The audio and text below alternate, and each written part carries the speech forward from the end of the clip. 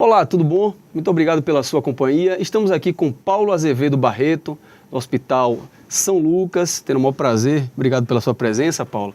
Vamos contar aqui para vocês que gostam do programa Via Mídia Business, saber da história real do Hospital São Lucas, saber sobre os seus fundadores, quantos anos tem, né, no mercado e também saber sobre esse mercado dos hospitais. Paulo Azevedo Barreto, a primeira pergunta que eu lhe falo, obrigado pela sua visita, a primeira pergunta que eu lhe faço é, o Hospital São Lucas tem 45 anos? Na verdade, William, primeiro agradeço, né, o convite de participar de um programa bacana, né, um programa, eu acho que trata de um assunto que é de interesse de muitos de nós. Eu acho que é importante que o sergipano veja também a quantas anda, né, o trabalho empresarial na nossa cidade. Os empreendimentos locais, né? Eu acho bacana.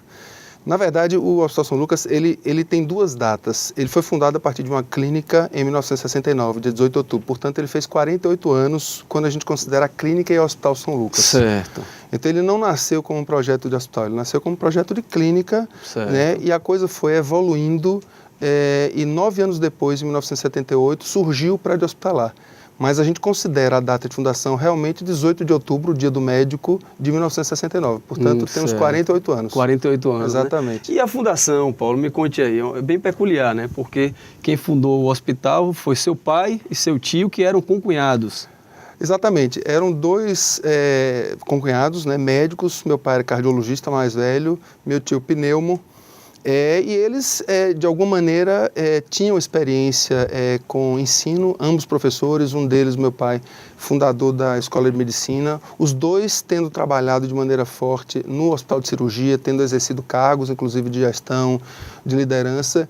Eu acho que em algum momento, né, eles pensaram em oferecer para a sociedade sergipana alguma coisa um pouco diferente. Eles tinham um consultório, na verdade tudo surgiu num consultório no Edifício Aliança, no centro da cidade, Rua Itabaianinha.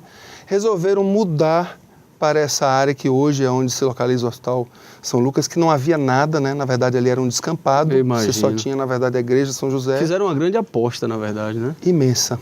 Eu acho que era uma aposta. Quando você vê hoje de trás para frente, a gente vê as fotos da época, você vê que é uma coisa de muita coragem. Um sujeito, um com 6 filhos, outro com 5 filhos, e arriscarem as vidas e resolverem ir para um lugar que não havia nenhuma perspectiva. Quando você vê, né, o que era e o que é hoje. E a gente começa dessa maneira, né? Com assim, muito risco. E me diga uma coisa, Paulo, sua formação qual é? Eu sou engenheiro eletrônico. Pois é, você estava me dizendo aqui, em off, aqui a gente conversando antes da gravação, e quer dizer que você é engenheiro eletrônico. E começou como a sua história? Porque a do Hospital São Lucas a gente já viu, mas a sua vinda para o hospital e a sua história profissional começou como? Eu na verdade, eu acho que por ser filho de médico e irmão de médicos, né?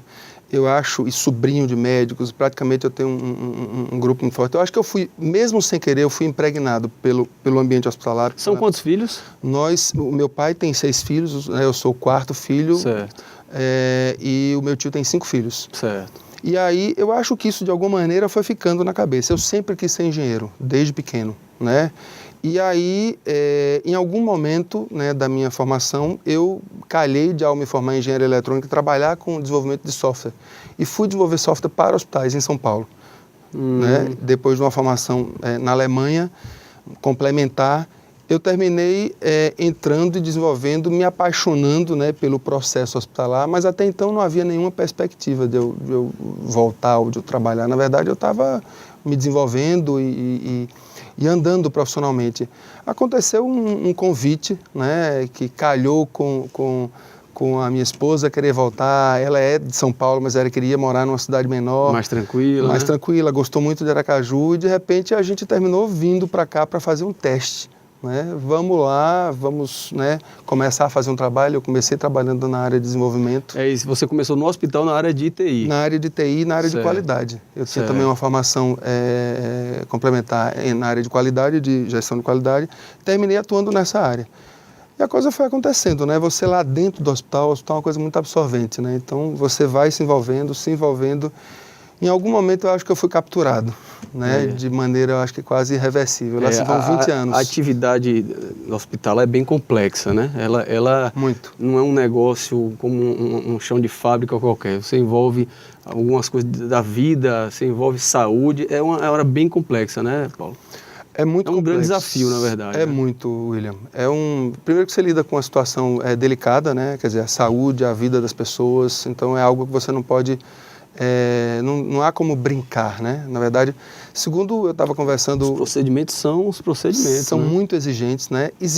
Nós somos intensivos em pessoas, quer dizer, nós dependemos das pessoas, então as pessoas são falíveis, Verdade. então você tem que, na verdade, tentar travar esse processo de uma maneira, com muitos procedimentos, né? Nós temos as certificações de qualidade, nós somos acreditados hoje internacionalmente, né? Pela certificação canadense, que é uma das duas mais importantes do mundo.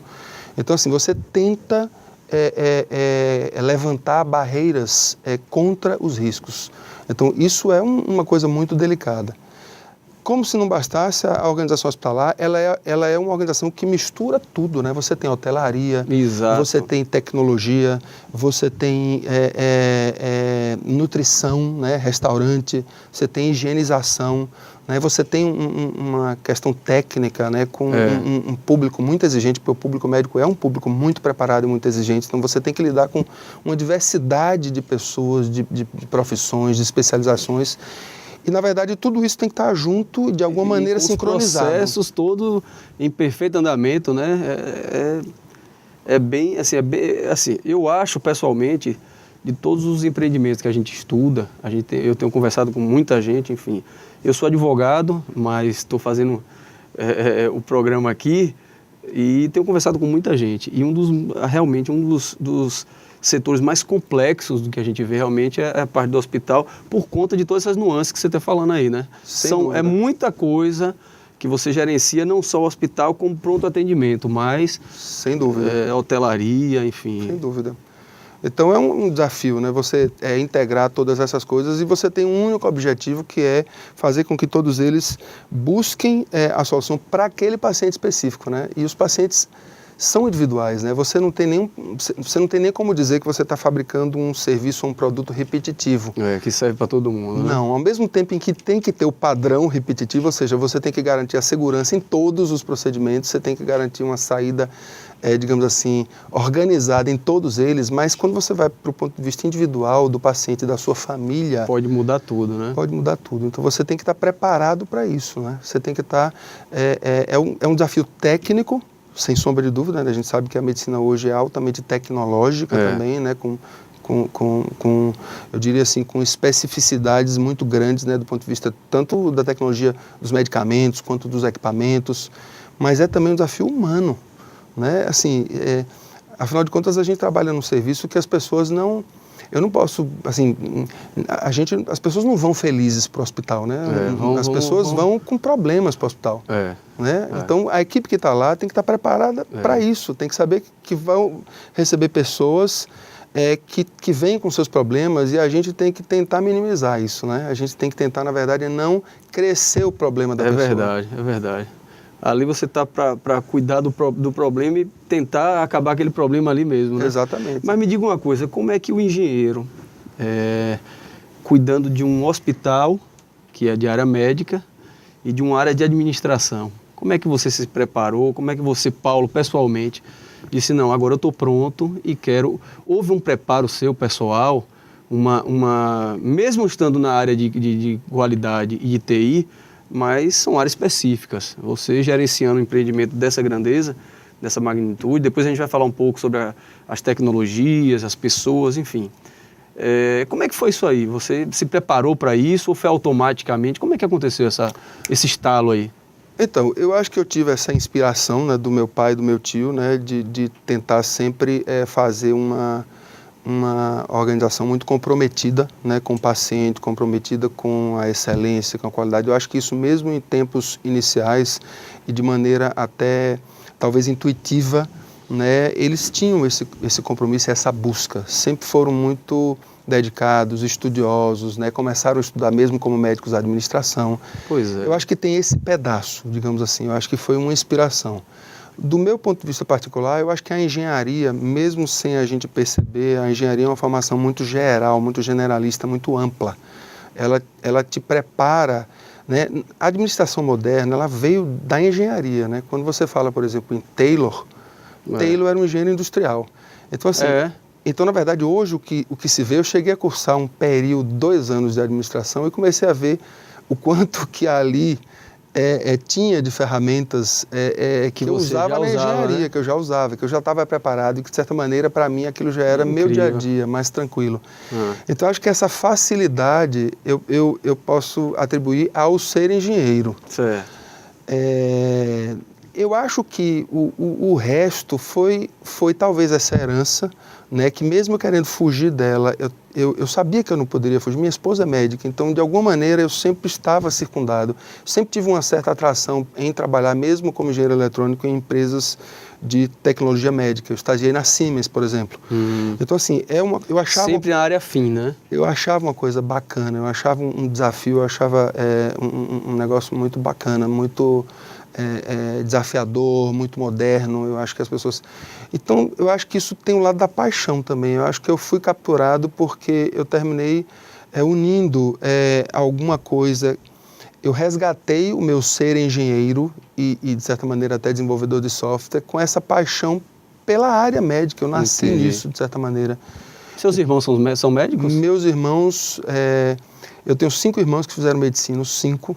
Mas 2 mudaram. Um foi para odontologia, certo, uma irmã, e um irmão foi para psicologia.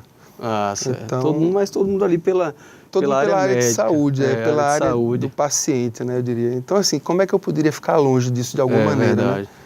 Então, eu acho que em algum momento, eu quando entrei mesmo no hospital para trabalhar, eu acho que aí foi uma coisa que foi acontecendo naturalmente. Eu fui me envolvendo com os processos, né, assumindo mais responsabilidades, não foi nada premeditado, né? A coisa aconteceu e isso que eu queria saber. Você não veio numa preparação para um dia chegar, não. Algo foi surgindo. Foi absolutamente natural, né? Não houve nenhum tipo de antecipação, né? Não houve nenhuma promessa. Nesse sentido, né? Não havia compromisso nenhum. Houve realmente um encontro ao qual eu agradeço imensamente, porque sou plenamente realizado com o que faço, plenamente realizado com a descoberta, né? Depois de tentar, digamos assim, fugir o máximo que pude, eu acho que eu terminei encontrando um local onde a gente pode se realizar e ao mesmo tempo fazer o bem, né?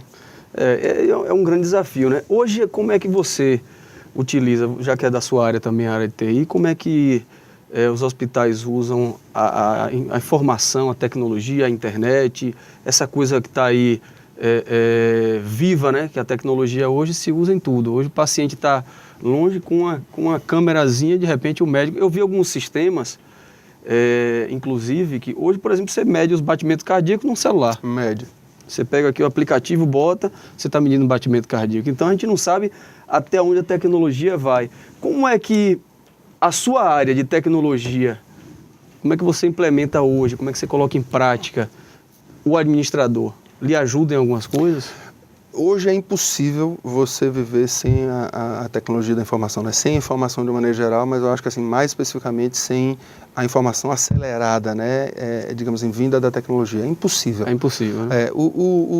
A área hospitalar, a área de saúde, é uma área complexa, inclusive, para informatizar, por ser justamente uma área não tão padronizada. É por isso que eu estou lhe perguntando, da dificuldade, porque há uma humanização ali, né? Um contato direto. Exato. Com o paciente. E aí, como é que faz isso? Isso você nunca vai substituir, mas fora isso, você tem uma série de outras coisas que devem e podem ser automatizadas. Então, existem as ferramentas, né? Muitas oportunidades, inclusive, né? Apesar de já se ter muita coisa informatizada, mas eu acho que ainda tem muito que informatizar, sem que você perca isso, muito pelo contrário. Você até talvez restaure mais tempo das pessoas, né, para ficarem mais próximas, de fato, do paciente, dos seus familiares. Eu acho que a tecnologia ainda pode ajudar muito mais, mas você hoje usa a tecnologia tanto para otimizar os processos, mas também para ajudar na decisão, né? Nós vivemos num mundo que as decisões... E na área médica, hoje, por exemplo, a gente não pode... antigamente, por exemplo, vou dar um exemplo muito simples, mas se você fosse para o médico pesquisar uma droga, ou a bula daquela droga, existem livros, né? O DEF é um livro muito famoso, né? Que o cara vai... Hoje está tudo na internet, no celular do médico. Então, assim, pegando um exemplo simples, então o sujeito tem tudo à mão. Então, o sujeito que quer uma segunda opinião ou está com uma dúvida ali, ele pode trocar uma imagem com um colega que possa instantaneamente. Instantaneamente. Então, ele tira aquela dúvida. Então, a gente, claro que disciplinar isso não está sendo fácil. E não vai ser fácil, assim, vai ter que se buscar um meio termo para não se abusar do uso dessas tecnologias, para você não ficar detido nelas, para usá-las como ferramenta. Mas eu não tenho dúvida que